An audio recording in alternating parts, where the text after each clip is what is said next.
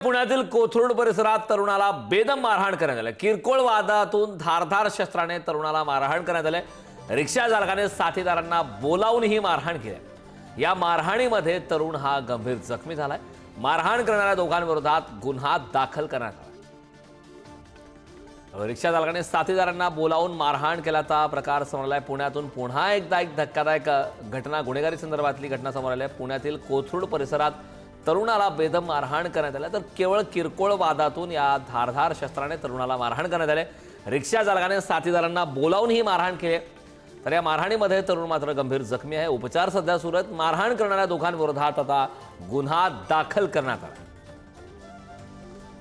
पुण्यामधून पुन्हा एकदा पुण्याच्या कोथरूड या भागातून आता धक्कादायक घटना समोर आलेली आहे, ज्यामध्ये मारहाणीमध्ये तरुण गंभीर जखमी आहे।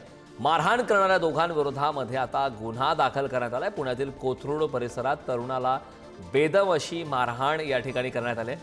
किरकोळ वादावरून धारधार शस्त्राने तरुणाला मारहाण करण्यात आली। या संदर्भात अधिकची माहिती देण्यासाठी आपले प्रतिनिधी ज्ञानेश्वर चोथमल आपल्यासोबत जोडलेत। ज्ञानेश्वर, किरकोळ कारणावरून ही मारहाण झाल्याचं कळतंय, त्याची दृश्य आपण पाहतोय।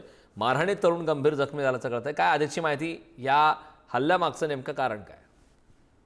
पुण्यातल्या कोथरूड परिसरामधली ही सगळी घटना आहे, जी सीसीटीव्हीची दृश्य आपण दाखवतो त्यात आपल्याला बघायला मिळते कशा पद्धतीने हा सगळा प्रकार घडलेला आहे। काही किरकोळ वादावरून रिक्षा चालकाकडून आणि त्याच्या साथीदारांकडून धारदार शस्त्रानं जी मारहाण झाली, या सगळ्या प्रकरणात तो तरुण गंभीर जखमी झालाय। पुण्यातल्या कोथरूड पोलीस ठाण्यात 2 अज्ञात व्यक्तींविरोधात हा गुन्हा दाखल झालेला आहे।